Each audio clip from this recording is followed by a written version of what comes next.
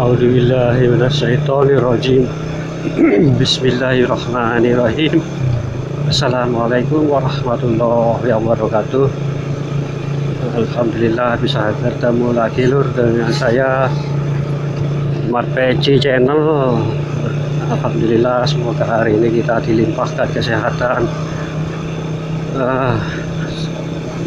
kesehatan yang berkah dan barokah, rezeki yang halal dan barokah dunia akhirat.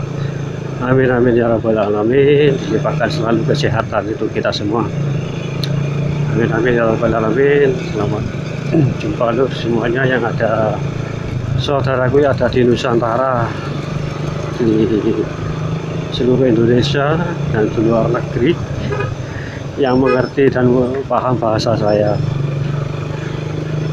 Alhamdulillah lur, pembahasan tentang bencana-bencana ya yang sudah terjadi semuanya, saudara-saudara kita yang ada di Jawa Timur ataupun Jawa Barat, Jawa Tengah atau seluruh Indonesia, semoga diberikan ketabahan oleh Allah Subhanahu wa Ta'ala, bahwa bencana itu sebenarnya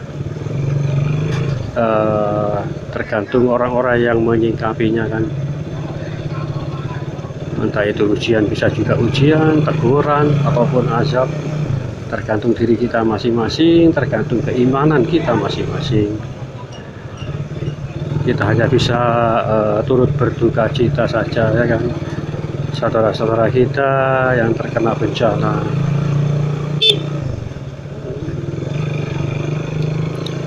Alhamdulillah, semoga kita semua terhindar dari bencana-bencana itu, saudaraku. Jagalah hati kita, pikiran kita, keimanan kita, agar kita tidak menular lah. Kan ini bisa itu kan, hanya karena dosa beberapa orang ya kan, hanya dosa beberapa orang kita bisa menanggung akibatnya kan, seperti itu saudaraku ya kan. Contoh, dalam suatu perkampungan atau satu rumah melakukan zina, karena melakukan zina kan itu kan otomatis 40 hari 40 meter dari depan ke belakang, dari samping kanan dan kiri itu kena imbasnya ya, kena loh, kita itu kena imbasnya. Maka dari itu jagalah sampai terkena imbasnya itu, jaga diri masing-masing, ya kan? Istri, anak, saudara, teman-teman semuanya. Insyaallah lah seperti itu. Jagalah tuh. Karena ini adalah semua yang terjadi disaring atau untuk saringan atau apa gitu loh oleh Allah, juga bisa sebagai penyaring orang-orang yang mungkin Allah yang mengerti dan paham maksudnya kan, seperti itu ya. Kita kan nggak tahu apa-apa karena sebuah bencana itu, apalagi ini akhir zaman, bisa juga mereka-mereka yang wafat atau meninggal nggak sampai mengalami kejadian nanti. Kejadian apa? Kejadian akhir zaman itu mungkin seperti itu. Kita kan hanya bisa memperkirakan, yang maha benar kan Allah. Bisa juga kadang entah itu mereka-mereka yang tidak mampu menghadapi orang-orang yang kelak nanti turun Dajjal itu, itu kan menyebar fitnah, Dajjal kan termasuk menyebar fitnah, juga mencari pengikut sebanyak-banyaknya agar mereka semakin tersesat. Juga mungkin juga salah satu seperti itu. Jika ada punya maksud lain. Jadi Allah itu maha benar, Allah hanya kita yang tidak tahu apa yang tidak bisa mengetahui. Kan ada salah satu contoh kan, waktu zamannya Nabi Musa alaihissalam dengan gurunya Nabi Khidir alaihissalam, kan? Waktu berjalan-jalan tadi daerah ke pantai atau daerah mana, Nabi Khidir ini melihat anak kecil, umuran berapa itu, kecil, balita kalau nggak salah, entah 3 tahun atau 5 tahun, ditebas oleh Nabi Khidir alaihissalam. Melihat itu Nabi Musa kaget, bukan alang kepalang, kan? Kok anak bayi yang tidak bisa apa-apa, yang tidak tahu apa-apa, yang tidak punya dosa apa-apa, kok dibunuh, itu loh. Nah, ya kan, jadi mungkin seperti itu kita tidak tahu apa-apa, Allah yang maha tahu kejadiannya. Karena kenapa kok ditebas sama Nabi Khidir alaihissalam? Karena nantinya anak ini akan merusak semua akidah semua orang, akidahnya semua orang nanti. Nah, makanya dibunuh oleh anak sebelum nanti terjadi waktu nanti anak itu akan dewasa kelak. Paham kan maksudnya ya kan? Nah, baru setelah itu Nabi Musa paham karena nggak menjangkau ilmunya. Nah, ini insya Allah kita seperti itu, salah satu contoh seperti itu juga pada diri kita semua, insya Allah ada seperti itu saudaraku. Yang tidak mengerti sebuah sebuah perkataan dari seseorang yang terkadang bicaranya itu nggak masuk di akal, nggak masuk di akal dan nggak mengerti, nggak paham arah pembicaraannya. Nah, insya Allah orang termasuk orang seperti itu termasuk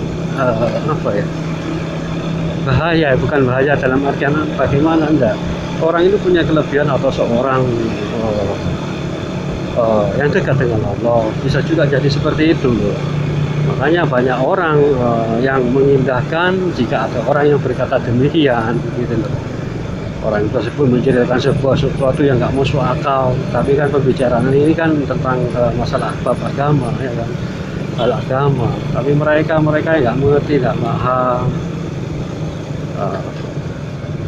Ya maklum sih, ya maklum aja. Karena orang yang berkata demikian itu biasanya itu ahli, insya Allah seperti itu loh. Bahkan perkataan orang tersebut banyak yang mencibir, banyak yang gak dihiraukan. Apa omongannya kok ngantur, omongannya gak tepat belas, itu omongannya kadang gak masuk di akal, itu loh. Karena orang itu orang tersebut berkata itu yang akan terjadi ke depannya, baik bagi orang tersebut atau bagi orang lain atau bagi semuanya gitu loh. Karena itu bicara orang seperti itu bicaranya ke depannya bukan sesuatu yang dapat aneh lah, sama seperti itu. Justru orang seperti itu kita harus dekati, ya kan? Kalau dekati, menimba ilmu kepada orang tersebut seperti itu. Walaupun ya itu tadi, kalau mencari ilmu jangan pandang orangnya, ya kan? Jangan lihat penampilannya. Kalau Anda mencari ilmu, melihat syariatnya dulu sebelum mencari ilmu, wah nggak akan dapat sampai ya kan? Masih ke ujung dunia pun nggak akan dapat. Karena penampilan itu bagi mereka orang seperti itu nggak ada artinya. Justru mereka berpenampilan demikian untuk menunjukkan kerendahan hati kita ke semua orang. Seharusnya seperti itu pemikiran kita itu. Kita enggak sekarang. Kalau kita melihat orang yang pakai surban, berjubah putih, ya selalu bertasbih, waduh kita langsung bersalaman, cium tangannya bolak-balik.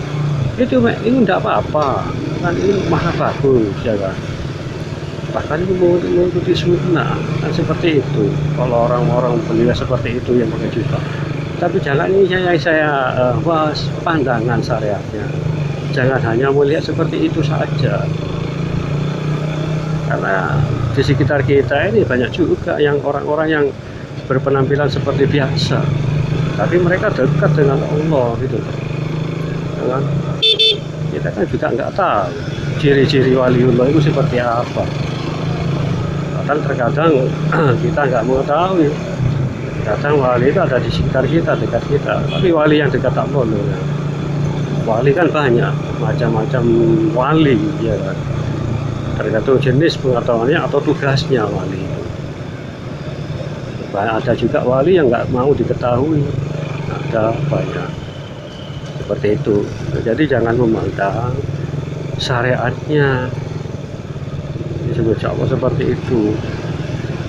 Karena sekarang ya itu tadi yang saya sebutkan, kalau kita nggak melihat sesuatu yang berjubah putih, bertasbih, kalau nggak seperti itu nggak Muhammad, ya itu sangat keliru. Oh itu cuma tampilan saja, kan seperti itu. Makanya dari itu kita haruslah saling menghargai kita. Jangan hanya melihat dari syariat atau penampilan. Kan kita zaman sekarang kan yang kita pegang kan mulutnya, yang pembicaraannya, lisannya yang kita pegang. Jangan melihat syariatnya. Mentang-mentang pakaian bagus, kaya raya, mobil, ya kan? Terus kata-katanya pedas, tapi kita menyukai, ya itu salah. Daripada orang yang bajunya sederhana, yang nggak punya apa-apa, tapi lisannya sopan, bagus, beradab, tapi kita kadang nggak suka kepada mereka, itulah salahnya. Jangan lihat dari syariatnya, dari lisannya sekarang ini, karena ini nanti akan berguna bagi hati kita, gitu loh, berguna bagi perkembangan kejiwaan kita. Nah itu nanti akan menular secara otomatis kepada anak, istri, cucu-cucu kita nantinya, yang berakhlak, budi pekerti yang luhur, ya kan, beragama, beriman yang sangat kuat. Mudah-mudahan itulah insya Allah sebagian yang saya uraikan ini tentang, mungkin nggak tahu juga ini tentang satu ini atau bukan, tapi ya itu tadi, mudah-mudahan lah kita selalu mendapat keberkahan dari Allah Subhanahu wa Ta'ala, diberi keselamatan dunia akhirat, bismillahirrahmanirrahim, amin amin ya rabbal alamin.